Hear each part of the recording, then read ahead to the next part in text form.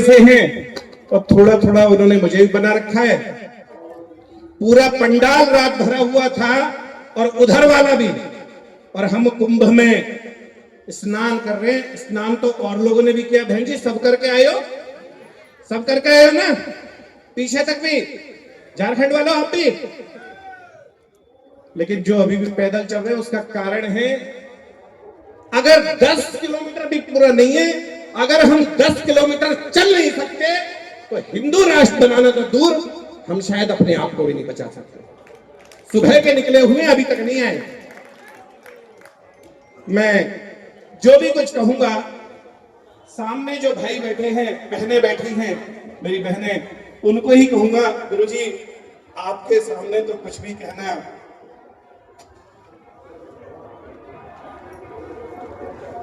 हम यहां से संकल्प लेकर जाए कुंभ से, संतों को नहीं कह रहा हूं, वो तो खुद हैं, वो तो हमें बताएंगे, लेकिन हम यहां से संकल्प लेकर जाए, एक, मैं हिंदू हूं, मैं सनातनी हूं और मैं हिंदू योद्धा हूं, मैं सनातनी योद्धा हूं। और अगर नहीं तो आज से संकल्प लेता हूं कि मैं हिंदू योद्धा होऊंगा। महादेव मुझ पर, मेरे परिवार पर या मेरे धर्म पर आंच आई तो सर्वस्व न्यौछावर करके भी अपने परिवार की और अपने धर्म की रक्षा करूंगा, करूंगी। जो इस संकल्प को ले सकते हैं एक बार हाथ खड़े करो। ऐसे ही नहीं लेना, स्वामी जी सुना देंगे, गुरु जी सुना देंगे अभी सही में। कुछ लोगों ने इस देश में कहना शुरू किया है कि ये देश किसी के बाप का नहीं है। एक तो चल बसे कोरोना में, और एक और है, कह रहे हैं ना लोग कि ये देश किसी के बाप का नहीं है। एक हैदराबादी है, वो बताना कौन सा वैसे। तो लोग कह रहे हैं कि ये देश किसी के बाप का नहीं है। तो आज के बाद जब भी कहीं ये आवाज सुनाई दे कि ये देश किसी के बाप का नहीं है, तो सीना चौड़ा करके कहिए ये देश हमारे ही बाप दादाओं का है, ये देश हमारे ही पूर्वजों का है। जब भी कोई कहे कि ये देश किसी के बाप का नहीं है तो गर्व के साथ कहिए देश भगवान श्री राम का, ये देश भगवान कृष्ण का है, महावीर का है, गौतम बुद्ध का है, आचार्य चाणक्य का है, भगवान परशुराम का है। ये देश महर्षि वाल्मीकि का है, बप्पा रावल, राणा सांगा, महाराणा प्रताप का है। ये देश महाराजा सूरजमल धन सिंह कोतवाल का है, बिरसा मुंडा का है। ये देश तमाम संत महात्माओं का है। ये देश सुखदेव, राजगुरु, भगत सिंह, चंद्रशेखर आजाद का है। ये देश हमारा आपका है, ये धर्म हमारा आपका है। हम जिएंगे तो इसके लिए, हम मरेंगे तो इसके लिए, और आवश्यकता पड़ी तो हम मारेंगे भी इस धर्म की रक्षा के लिए।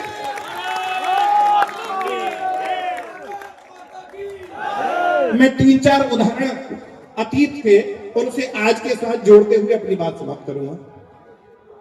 भारत में इस्लाम का प्रवेश 712 ईस्वी में हुआ, ध्यान है? 712 ईस्वी में मोहम्मद बिन कासिम अरब के खलीफा का 15वां सेनापति था। 14 सेनापति आए, असफल रहे। सिंध के ब्राह्मण राजा ताहिर के ऊपर आक्रमण किया। यह समझने की बात है कि क्यों यह बात कही जा रही है।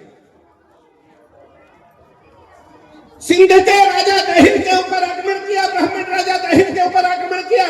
किसी राजा ने उसका साथ नहीं दिया। उन्हें लगा ये राजा लड़ेगा, सेना लड़ेगी, हमारा क्या मतलब, सिंध वाले जाने, राजा जाने।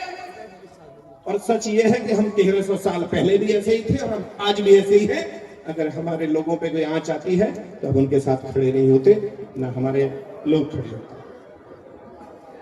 परिणाम, उस युद्ध में राजा ताहिर मारे गए और उनकी दोनों पुत्रियों, राजकुमारी सूर्य देवी और राजकुमारी परमाल देवी, उन दोनों को उठा के घसीटते हुए अरब के सेनापति, अरब के खलीफा को सौंप दिया गया। रास्ते भर उनके साथ में विचार, अरब के खलीफा को सौंपा, उसने भी वही बना किया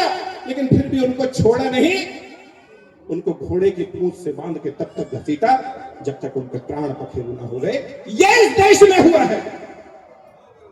और मैंने ये क्यों घटना बताई, वो इसलिए क्योंकि अगर मुसीबत मेरे पड़ोसी के दरवाजे पे आई है और मैं पड़ोसी के साथ खड़ा नहीं हुआ तो यकीन मानिए मेरे पड़ोसी को लीलने के बाद वो समस्या मेरे दरवाजे तक भी आएगी।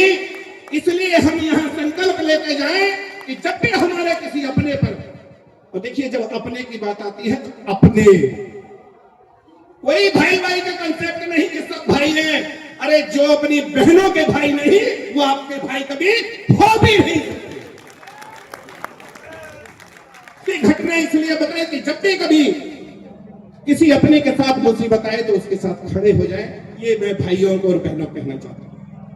अरबों का इस्लाम भारत में प्रवेश हो गया। इस्लाम का 250-300 वर्षों तक तमाम संत महात्मा योद्धा लड़ते रहे, लाखों लाख विधवाएं हो गई।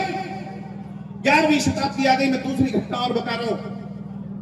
1025 11वीं शताब्दी, गजनी का एक लुटेरा लूटते लूटते लूटते लूटते सोमनाथ के मंदिर तक पहुंच गया। मेला लगा हुआ था, 1.25 लाख हिंदू श्रद्धालु मौजूद थे वहां। चिमटे का ताल बज रहे थे, ढोल मजीरे बज रहे थे, राधे राधे जपो चले आएंगे बिहारी। चिमटे का ताल बजाना अपराध नहीं है, अपराध राधे राधे जपना नहीं है।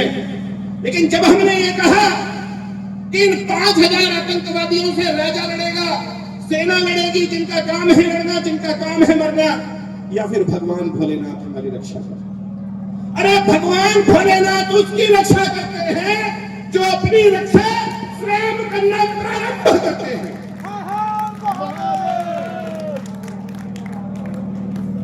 हमने कर्म नहीं किया।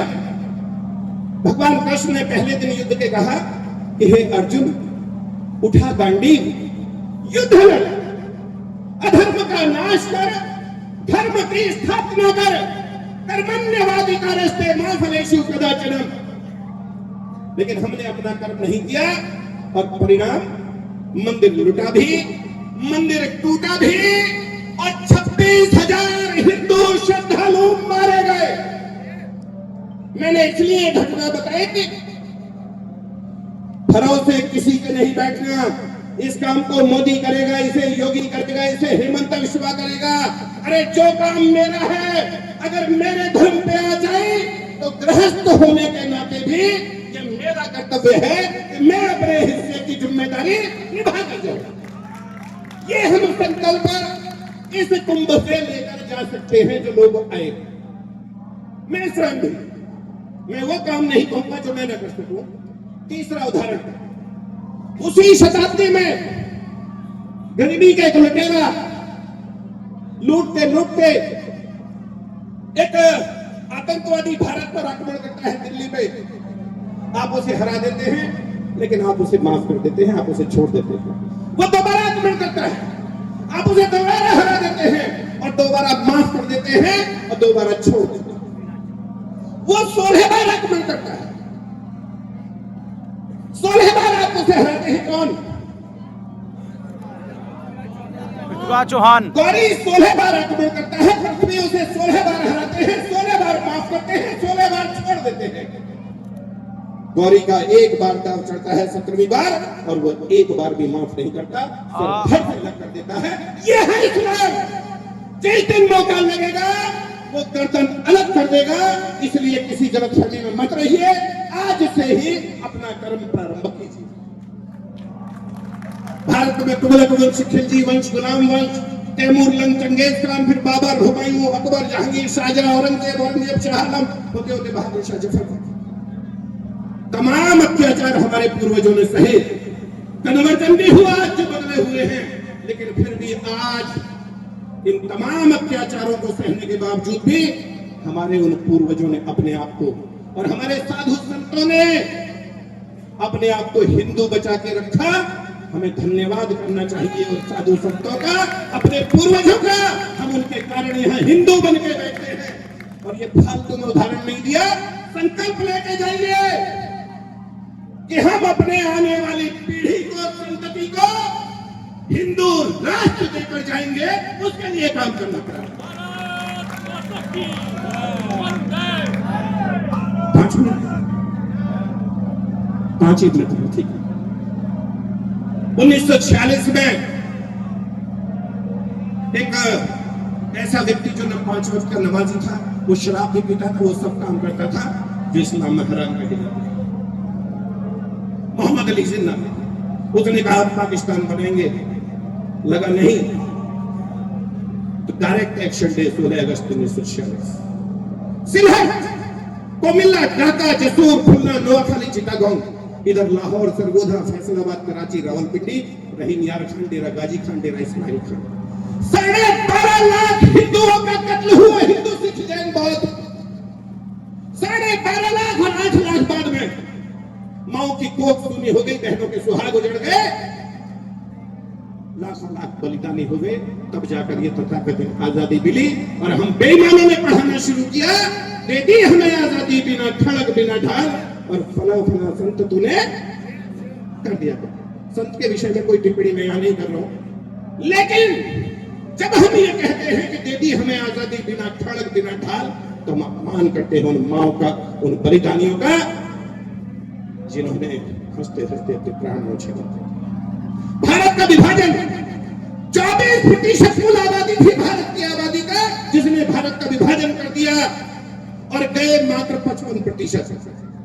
लगभग आधी आबादी यहां रह गई, जो उस समय 8% थी कुल आबादी का। 1951 के सेंसस में 9.6% थी, जो आज बढ़कर 18% तो हो गई है, और गुरुजी बताएंगे वो बहुत ज्यादा शायद हो गई है। वो आज से 18 कब हुए, जब हमारे पिताजी, हमारे दादाजी वाली पीढ़ी 8 हुआ करते थे, हम खुद 6 भाई बहन थे। आज हम एक बच्चे पे आ गए हैं। आने वाले समय में स्थितियां हाथ से निकल रही हैं। अगर हम एक बच्चे तक सीमित रहे तो इस देश में, गुरुजी तो बहुत जल्दी बताते हैं, हमारा सर्वे उनसे पीछे चल रहा है कि 20 साल में 250 सांसद उनके चुन के आएंगे, 25 दिन 250 सांसद उनके चुन के आएंगे, वो अपना प्रधानमंत्री, ये सारी पार्टियां एक होकर लड़ेंगी, ओवैसी की पार्टी अकेली लड़ेगी, फिर वो प्रधानमंत्री बन के आएगा। और 77 सालों में अपने सबका साथ, सबका विकास, सबका विश्वास जीता, वो 24 घंटे के अंदर राष्ट्रपति, उपराष्ट्रपति, सेना का जनरल बदल देंगे। और जिस दिन ऐसा होगा, उधर पाकिस्तान, उधर बांग्लादेश, चीन तैयार बैठा है, और 8 बच्चे पैदा करने वाले छुरे लेके हमारे घरों में कूद जाएंगे, और एक बच्चे वाली माँ अपने बच्चे को सिंदूर में बंद कर देगी। इसलिए एक बच्चे तक सीमित ना हो। समाधान क्या है? मात्र 2-3 समाधान जो फिलहाल हम कर सकते हैं, बाकी तो बड़े लोग बताएंगे, संत लोग बताएंगे, गुरु लोग। पहला, अपने बच्चों की शादी विवाह समय से करें, और कम से कम 2, 3, 4 बच्चे अवश्य उत्पन्न करने के लिए कहें। अगर धर्म को बचाना है, संख्या नहीं होगी तो लड़ना संभव नहीं होगा। इसलिए समय से शादी, अधिक से अधिक बच्चे, और सरकार को जो करना चाहिए वो ये, देश में जनसंख्या कानून लाए और उनके ऊपर लागू करे। जो उस कानून को ना माने, उनकी सभी सरकारी सुविधाएं बंद, सरकारी सब्सिडी बंद, उनको मताधिकार से वंचित किया जाए, वोटिंग राइट समाप्त, और फिर भी ना माने, चौथे बच्चे पे जाए, उठा के दंपत्ति को कंपल्सरी नसबंदी, उठा के जेल में बंद कर दिया जाए। भारत है, धर्मशाला नहीं, या 8 बच्चे पैदा कर रही दिया। लेकिन ये होगा कैसे? होगा ऐसे कि हमको हिंदू होना पड़ेगा। संतों को नहीं कह रहा हूं, आपसे कह रहा हूं। आप में से जो लोग बैठे, उदाहरण के तौर पे 30 सेकंड में पता लग जाएगा हम कैसे एक होंगे। कोई ब्राह्मण समाज से है तो एक पर हाथ खड़े करेंगे। संतों से नहीं कह रहा हूं, आप लोगों से, आम गृहस्थों से। आप तो गृहस्थ हैं ना बहन। ब्राह्मण समाज वाले, राजपूत समाज से कोई है तो एक पर हाथ खड़े करें। कोई जाट समाज से है तो एक पर हाथ खड़े करें। कोई गुर्जर समुदाय से है तो हाथ खड़े करें। अब रविंदर जी, बस तो आपकी गंगा जी नहा रही है, तो कौन गुजर हाथ उठाएगा? त्यागी समाज से कोई है तो एक बार हाथ खड़े करें। प्रजापति समुदाय से कोई है तो हाथ खड़े करें। स्वर्णकार समाज समुदाय से कोई है तो हाथ खड़े करें। कायर समाज से है तो कोई हाथ खड़े करे, कायर समाज से, भूमिहार समाज से कोई है तो हाथ खड़े करे। बिहार से भूमिहार और नत्या की एक ही बात है। हमारे दलित भाई, प्रजापति भाई, सैनी भाई है तो कोई हाथ खड़े करे, सेन भाई है तो हाथ खड़े करे, जाटव वाल्मीकि भाई कोई है तो हाथ खड़े करे। और जितने हिंदू हैं जरा दोनों नहीं, एक सेकंड, दोनों हाथ खड़े रखिए। मैंने भी हाथ ऊपर खड़ा किया है। महाराज जी देखिए, दोनों हाथ खड़े रखिए और अपने आगे पीछे दाएं बाएं मुड़िए और देखिए, आप जाट थे तो कम थे, आप ब्राह्मण थे तो कम थे, आप राजपूत थे तो कम थे, आप गुर्जर थे तो कम थे, आप प्रजापति थे कम थे, आप सैनी थे तो कम थे, आप दलित थे तो कम थे, आप जाटव थे तो कम थे, आप भूमिहार थे तो कम थे, आप त्यागी थे तो कम थे। आप बताइए, हिंदू हुए तो आपकी ताकत बढ़ी या नहीं बढ़ी? हिंदू हुए तो आपकी ताकत बढ़ी या नहीं बढ़ी? अगर ऐसे एकजुट हो जाए ना, न केवल भारत, पूरे विश्व को हिंदू राष्ट्र बना सकते हैं। जो गुरुजी बताएंगे, बात वो बताएंगे, मैं इस बारे में नहीं कह रहा। आप लोगों ने एक प्रोग्राम जरूर तय किया है कि वो दिन में 5 बार मिलते हैं, नहीं तो 1 बार जरूर मिलते हैं, और सप्ताह में 1 बार तो जरूर ही मिलते हैं। अरे कुछ भी ना सही तो मंगलवार के दिन सामूहिक हनुमान चालीसा 6, 7, 8 मिनट की, और बचे हुए 52 मिनट तमाम हिंदू विषयों पे अपने अपने निकट के मंदिर पे जाके बातचीत करना शुरू करें। ये तो हम कर सकते हैं। कौन कौन 4 फरवरी से शुरू करने वाला है? झूठ मूठ हाथ नहीं खड़ा करना जिन्होंने योजना बना ली है। 4 फरवरी से मंदिर जाना। कैलेंडर की बात गुरुजी करेंगे, इसलिए मैं नहीं कह रहा हूं, जिसमें जातिवाद से ऊपर उठना तमाम विषय हैं। और देश में गृह युद्ध अवश्यंभावी है, संविधान द्वारा स्वीकार्य का मतलब आप सब लगा लेना। अस्त्र भी हमें घर में रखने होंगे, नहीं तो कटहल काटने के लिए जो मजबूत वाला कटहल काटने वाला सौदा छुरा है रामपुरी, वो तो रखना पड़ेगा। और ये जो नारियल पानी हम पीते हैं, ये वो बातें हैं जो हम कर सकते हैं। नारियल पानी बासी हम ला के पीते हैं, उसे ताजा नारियल पानी लाइए, नारियल, और घर में दाव रखिए और उस दाव से नारियल पानी का इंतजाम कीजिए।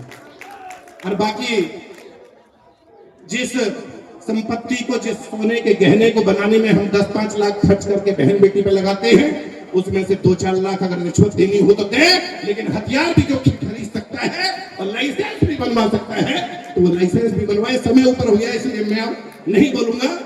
हरे मैं किसी की बात भी चुन लेता हूँ। स्वामी दीपांकर जी ने हमारी हिंदू स्वाभिमान यात्रा में कहा था, जात पात की करो विदाई, हिंदू हिंदू भाई भाई, जात पात की करो विदाई, हिंदू हिंदू भाई भाई। और अब अंत में गुरुजी नरसिंहानंद गिरी जी, उनकी उम्मीद तो मेरे से कुछ ज्यादा है। वो सोच रहे हैं कि आज ही तलवार और बंदूक लेके मैदान में उतर जाऊं। गुरुजी बिल्कुल तैयार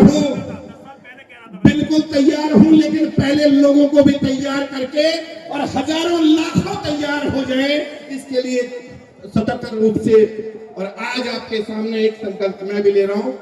गुरुजी मुजफ्फरनगर हो, चाहे केजरीवाल के घर पे हमला हो, हर जगह गुरुजी ने सानिध्य दिया है।